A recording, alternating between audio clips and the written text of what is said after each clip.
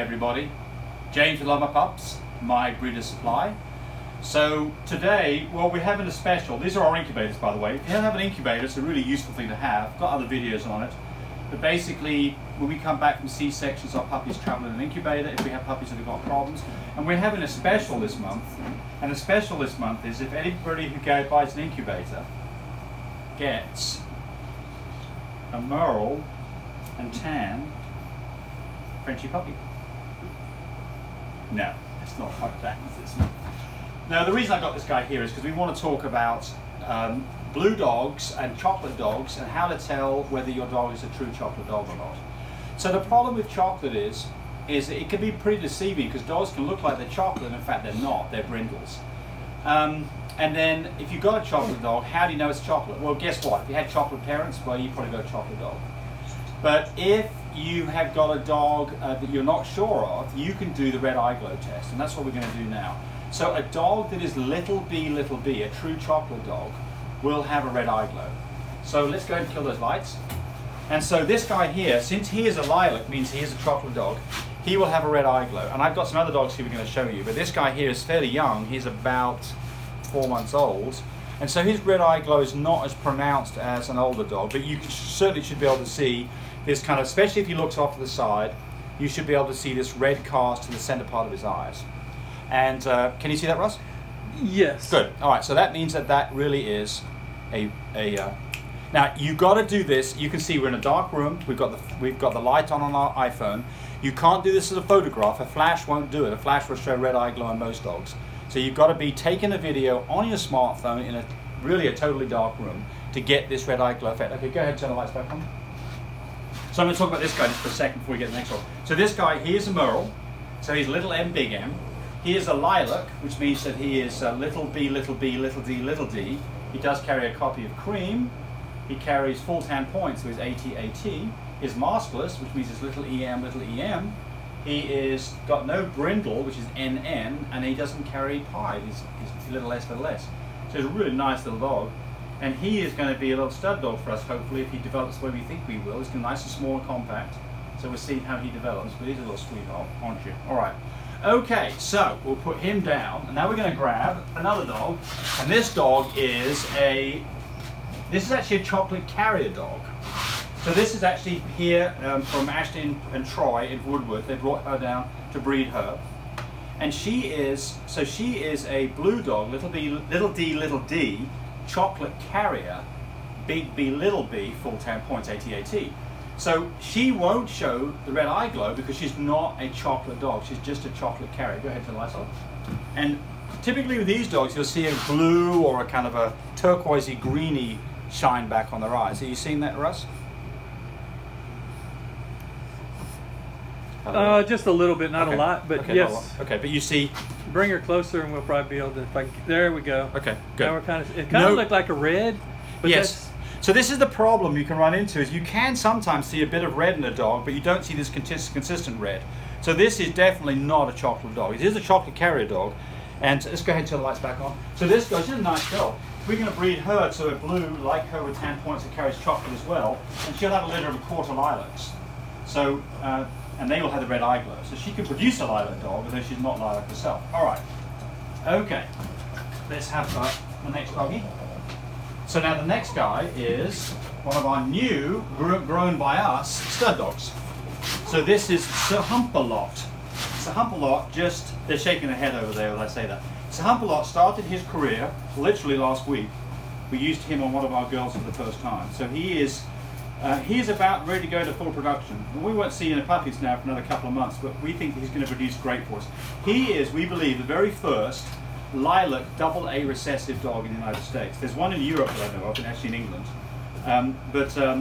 He is, so what is he? He is little d blue, little b chocolate, little e cream, little a recessive black, NN no brindle, little s no pied, and what else have I missed? Little em maskless. All right, so we're going to turn the lights off on him. This would be a lot more obvious. It shows up more at older dogs. You should really see a marked red glow to his eyes, almost demonic looking. Can you see that, Russ? Yes, and can you walk back because it was so pronounced? We seen it when you were way back across Yes. the room. Yes. Yes. And so you can really see this. Now it's continuous. This is not, if you just see a flash of red every now and then I suspect that's not a red eye glow. You're seeing some other artifact going on. But a red eye glow is something that's pretty darn obvious, especially in all dogs. Let's turn the lights back on. You may even see it with the lights on. Can you see it at all? Sometimes you can see it. Yes, a little bit. A little bit. Yeah, not as pronounced, but you see a little bit. Okay, so if you test this dog, go to animal genetics, pull some blood or send some DNA off, go to animal genetics, have this dog tested, he'll come back as Big B, Big B. He will not come back that he is a chocolate dog, but in fact he is a chocolate dog. And the reason for this is that we have not developed a test yet for the majority of chocolates in Frenchies. Now there is a thing called Isabella, and I've got some questions on that. Isabella is basically a testable version of chocolate. So you can have a dog that's 2 copies of Isabella and it will come up as a test as little b, little b. You can have a dog with 1 copy of Isabella, it'll come up with big B, little b. And then if it's got no Isabella, then it'll come up big B, big B, big B, big B. But in all cases, they'll still have the red eye glow. And basically it's just a different version of chocolate. And you can put an Isabella with a chocolate dog and you'll get chocolates out of it. In fact, you'll get dogs that are both chocolate and Isabellas, but they'll still look chocolate. And they will have the red eye glow. So here's the Humperlot, just show him off real quick. So he is a nice short little boy. He's a little bit nervous being up here, but not too bad. He's really a nice short little boy. He's really, he's not going to be a big dog. I'm going to guess he might be 20 pounds when he's fully grown. He's definitely less than that right now. Nice short tail, nice short straight tail. He's got a nice head on him. His ears, can you whistle at him and see if his ears will pop up for us? So not going to do that for us, but they look so much prettier when their ears are up than when their ears are down, but he's not going to do that because he's a little bit nervous. He'll see if he'll carry him and he'll do that for us. But anyway, that's the Humperlot. So he is starting his career out. He can be one of our lineup dogs. But again, the purpose of this was not so much to show dogs off, but more to show you about red eye glow. Okay, thanks guys. We'll get back to their homes so they're nice and comfortable. Okay, so questions. Let's see, what do we do with the sheet that you printed out? It's right over here. I think that one's better. Thank you. Okay. Righty then. Okay, so questions from this last week. That's what we've got here. Love your videos. I'm new to this and you provide so much value. Thank you so much. That was from Tori. Hey Tori, thanks for the nice comment. We appreciate that. Okay, Lux Mama Hicks. I would love to see a video on your process of caring for a new mom and pups for the first week. Maybe from C-section, coming home, whelp area, etc. I'm going to be having my first litter next year and I'd love to see how a pro does it. Okay, so I think another question's kind of like that in here. Can you do a video on how Daves recover post C-section? Is it hard for them to nurse while recovering? So we're going to answer both of those questions together. So, well, the first thing I'm talking Frenchies here. So, other dogs are going to be different, but with Frenchies, we always, and I mean always, do a C-section. Now, there are people who do natural whelp, and if you're going to do a natural whelp, I highly recommend that you do an X-ray a few days prior to whelp to make sure there's not a big puppy in there, and that you know how many puppies you need to deliver, so you don't leave the girl with a puppy inside her. And I'd also have a vet on standby in case you need an emergency C-section. C-sections can be expensive. I mean, they range in price. From here, I can get a C-section for $250 if I go to the right place. $1,000 if I go to some other place. In California, it might cost you $2,000. An emergency C-section in California might cost you $3,000. So I understand the expense of this, but just be aware of the fact that 85% of all Frenchies are born by C-section. There's a reason for this.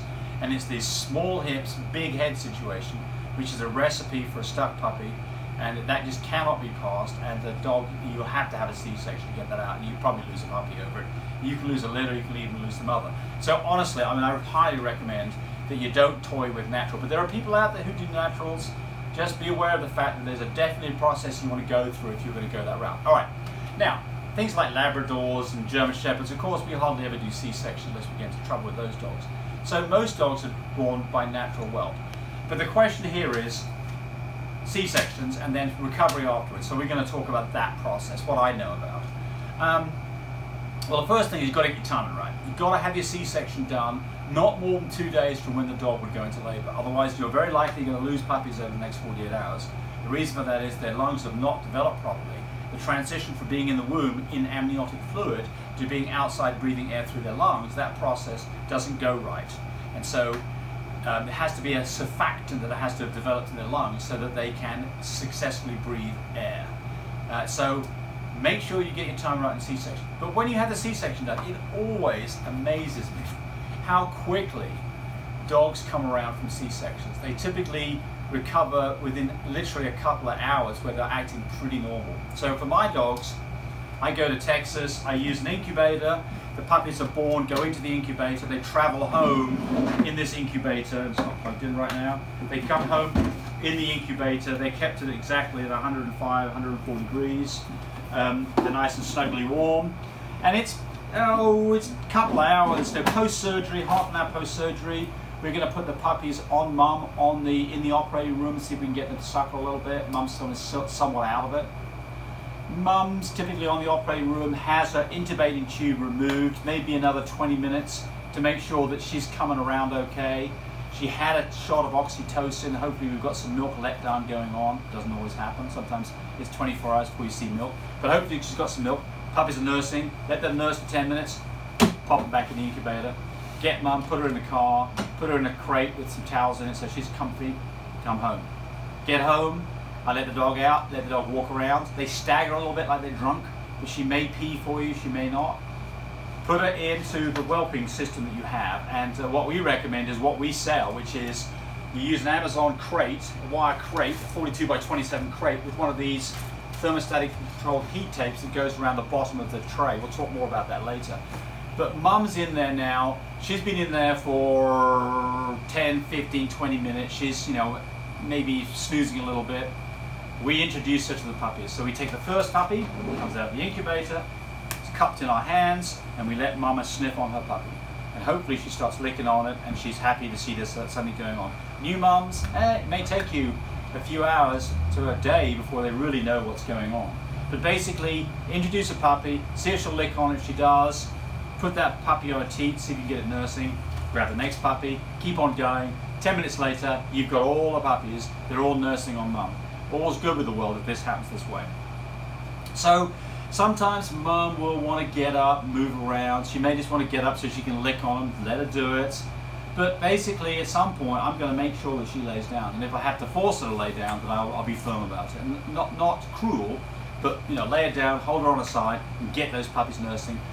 And just watch those puppies. For the next hour, I'm going to be pretty vigilant on what's going on. I want to make sure there's no funny behavior, there's no aggressive behavior.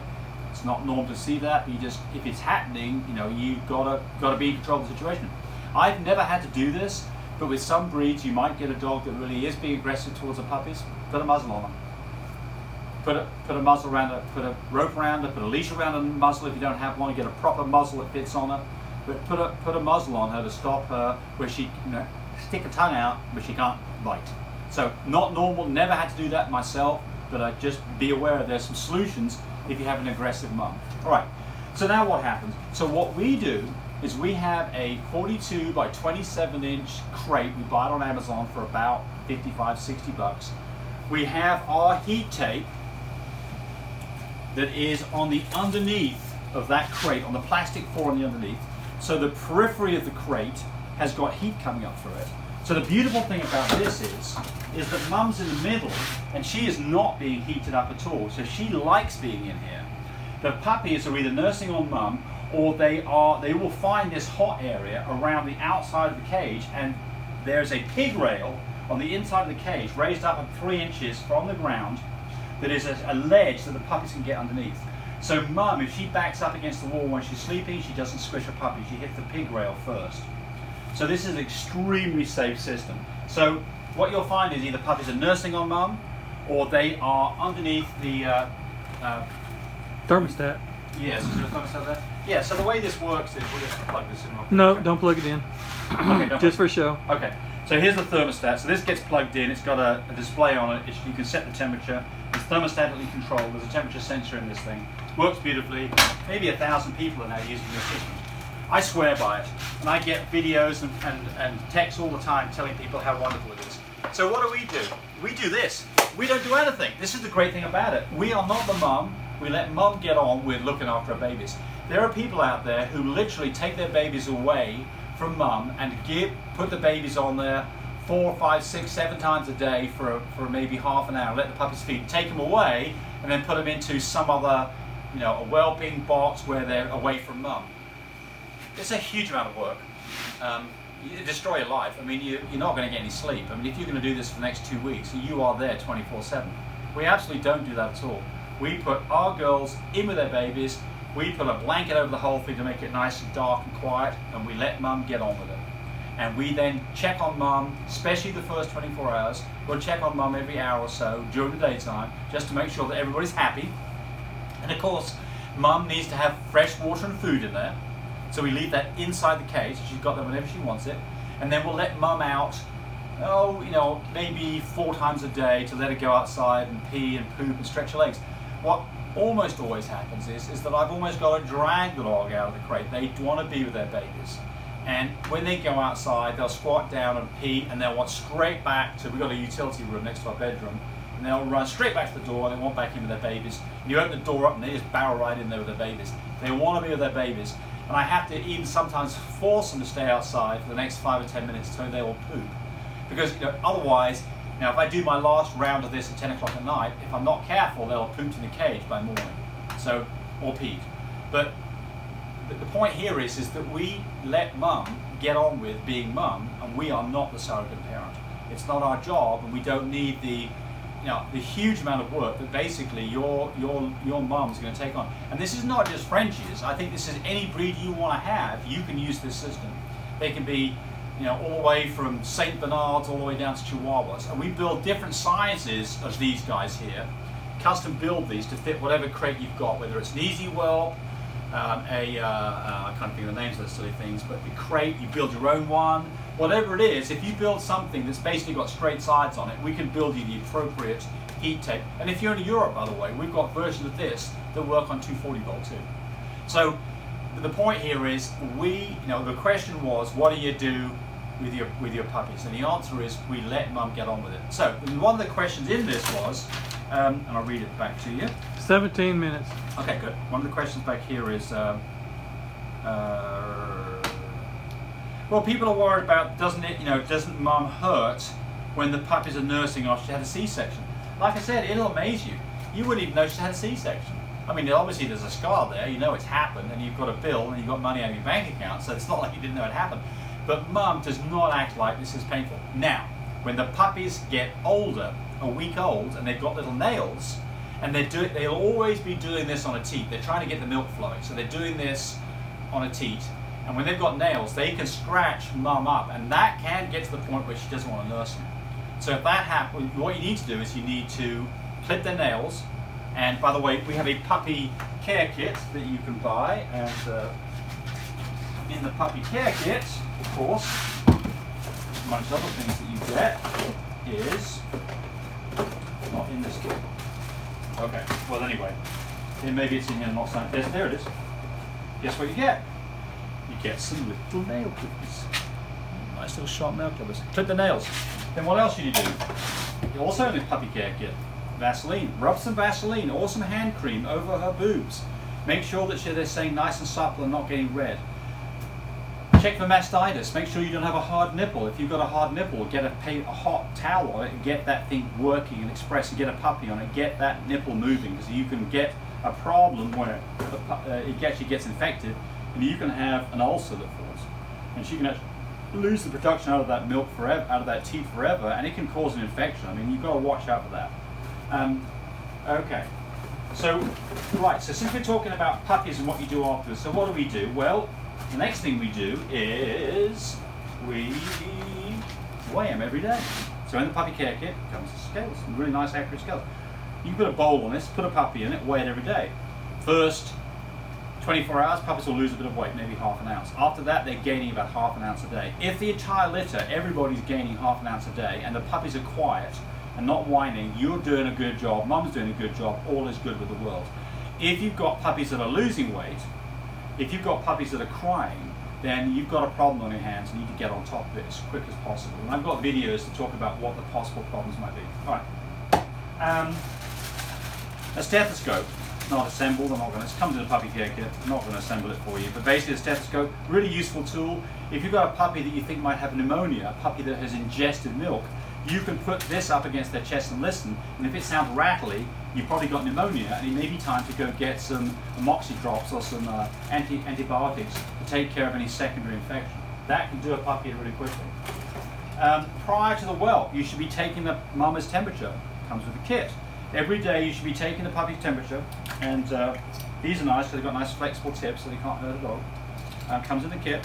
You should be taking the puppy's temperature every day, the mum's temperature every day, watching for a temperature drop, because the temperature will drop below 99 24 hours from natural whelp.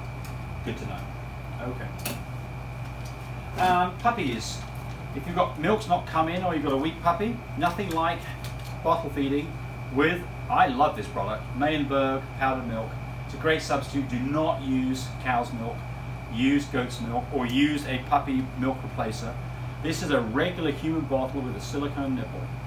It's a 0 to 3 month silicone nipple. Works great.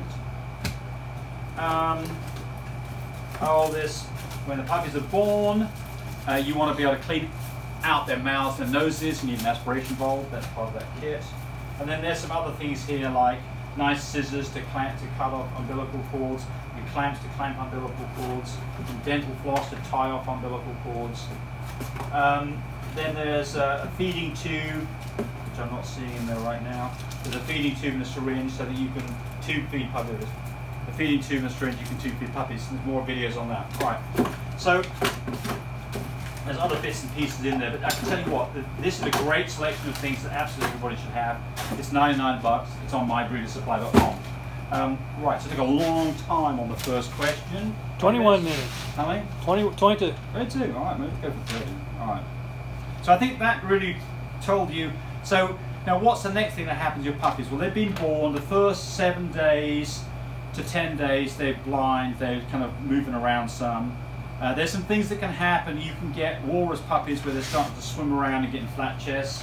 I've got videos on how to tape their legs together to get them up off their butts and sort that out. But basically, once you get to about 3 weeks old, they're starting to maybe get to little nubbies in their mouth. At about 4 weeks, you can transition them onto some soft food. I like Royal Canin's Puppy Mousse, but whatever you give them, it needs to be very soft. You don't want them swallowing lumps of things and getting choked. So we transition them to take some of the pressure off mum, especially with a big litter or a mum that doesn't have much milk. Get them transitioned onto regular food, puppy food, and the mousse I really like. Yeah, by 5 weeks old, you can start weaning if you need to. Typically, we will leave our girls, our babies, with our mamas for as long as they'll be with them. That might be until they leave for their new adopted homes. That might be at 11 weeks old. They may stay there. Sometimes you'll get mums who get a bit aggressive about food when they've got puppies in there eating food with them, and they can get a bit snarly, so you've got to watch out for that. And by the way, we've transitioned at this point to a much bigger setup. What we typically use is a 4 foot by 4 foot cage. It's called a playpen, and it has a false floor on it that if the puppy poops, it goes down through the false floor onto some trays down beneath, so you can keep everything clean. Keeping these clean on a daily basis is absolutely critical to not having parasites. So that's part of this process too. Keep these clean. And then at some point, mummy's going to want to be away from them, and then it's time for her to be able to get outside and get some exercise. Wormings, worm your puppies at 2, 4, 6, 8, 10 weeks. Shots at 6 weeks, 9 weeks, and 12 weeks. These are all standard things. I've got other videos to talk about that. All right, so I think that's a long-winded answer to that question. Next one: Can I breed merle male back to his mother? So there's two questions in this. One is breeding a merle. So never breed a merle back to another merle. If you do, you're very likely to have all kinds of nasty consequences: blindness, deafness, genetic, can't say the right word, problems basically with the health of the dog. So don't ever do that.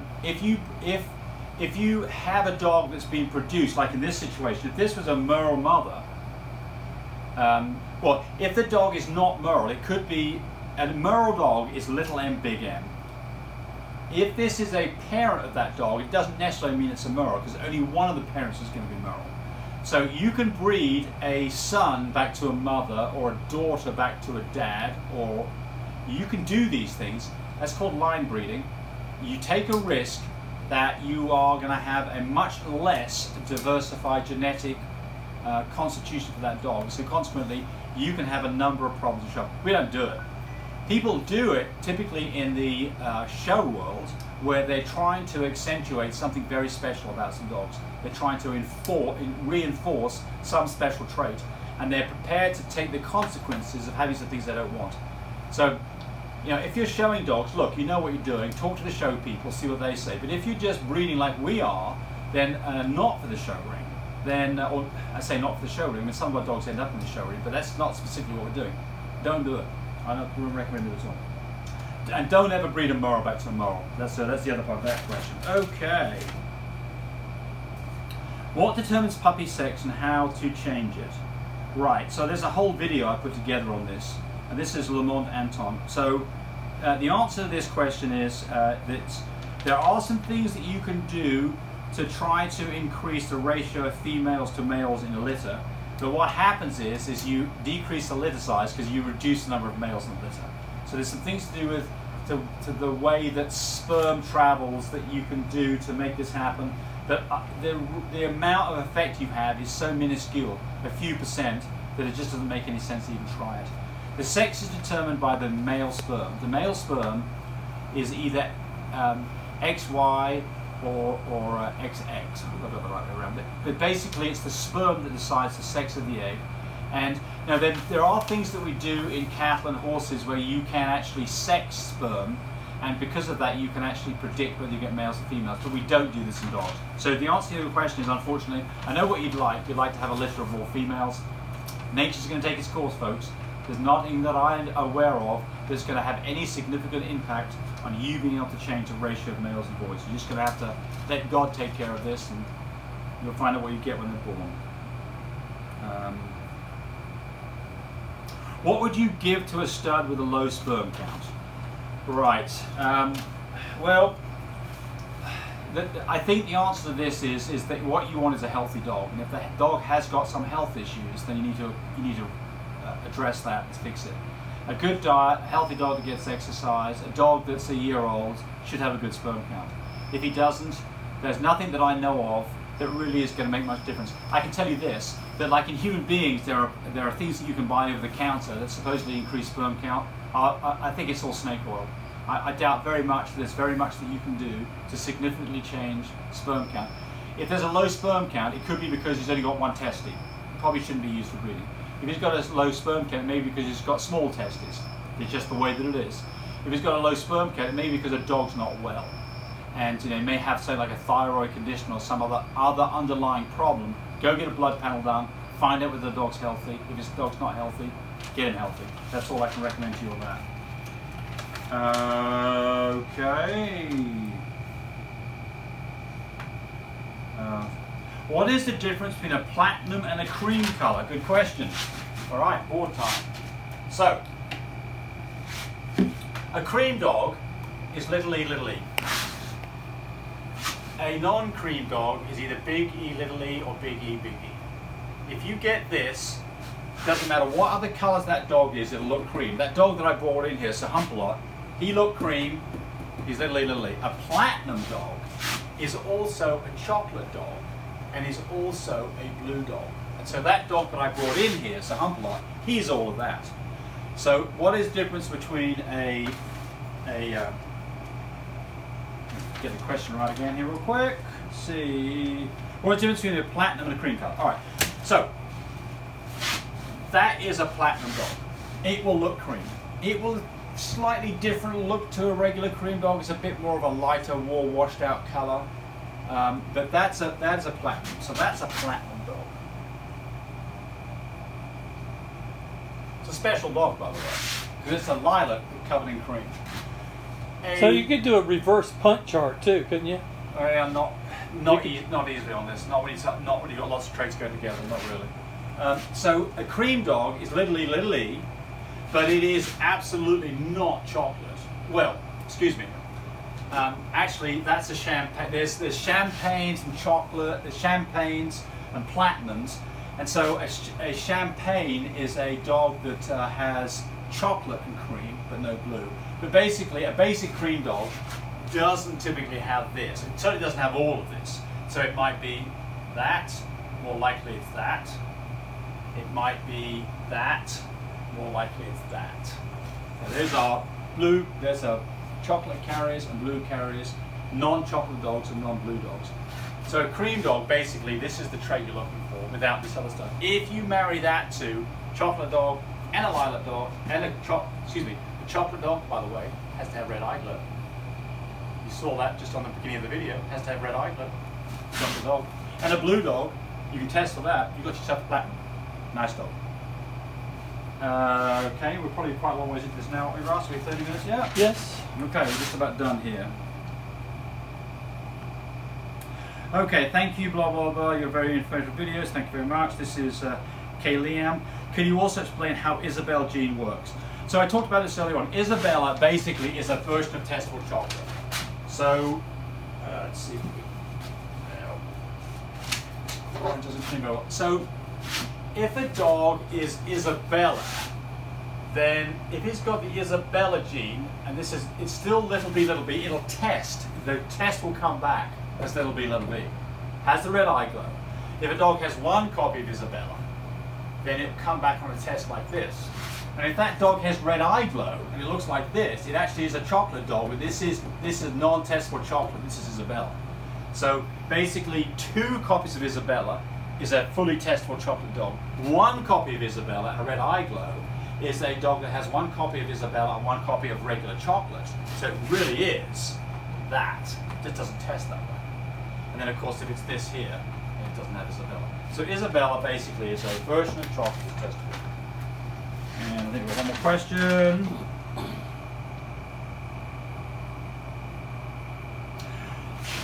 Okay, they're talking about AIs here. Has this way had a success rate of actual litter? So they'll ask, my bitch in heat now, and I am going to do my very first AI after watching you. This video several times, actually, to make sure I'm watching it well. Can you tell me if this is successful? Yeah, it's successful. So what's the difference between doing a regular natural breeding versus an artificial insemination? The difference is, with a natural breeding, the dogs physically hook up, and there's a direct connection, a knot forms, the dogs tie together for 10 to 20 to 30 minutes.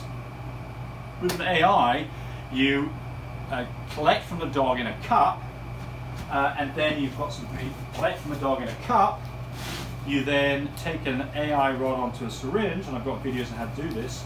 You suck the semen up, and you've just got rid of the male for this next part, which is physically going into the dog's vulva, through the vulva into the vagina, and squirting the semen directly into her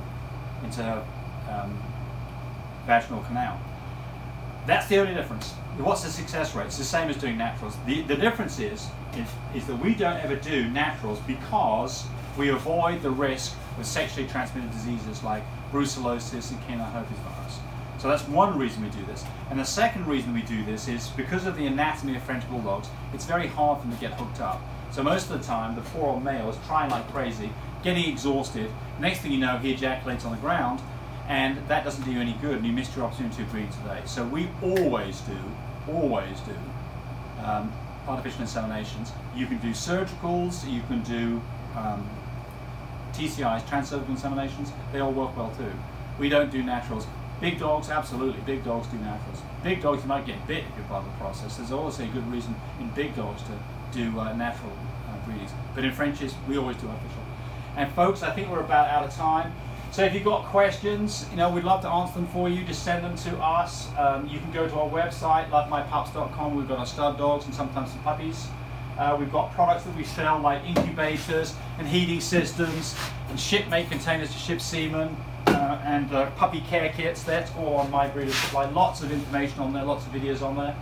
Got a question? You can email me, you can text me, you can call me.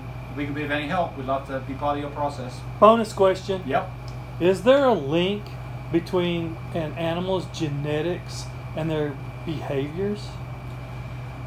Well, so that's a complicated question, and I think we're doing some guessing. So here's my thoughts on this. The first thing is you've got certain types of dogs that are definitely more aggressive than others. So I'll give you an example. Pitbulls, known to be aggressive. Now, people who've got pitbulls, I'm not, don't write hate mail about how pitbulls are beautiful. The old dogs are great, but pitbulls, you can have pitbulls aggressive.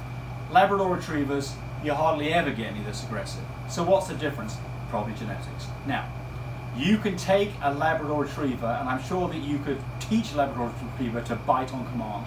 Certainly you can do that with a pit bull. So there's also the environmental training element to this. But obviously some dogs are, they're guard dogs. There's dogs that specifically, like German Shepherds. We have a German Shepherd, she's an absolute sweetheart. But, she can be a little bit, she's a bigger dog and she get pretty excited, so we have to watch out for her a little bit sometimes, especially around small children, to make sure they just get too excited. I don't think that's aggression, but obviously you can teach aggression to dogs. But I think there is a genetic component. All right, answered your question.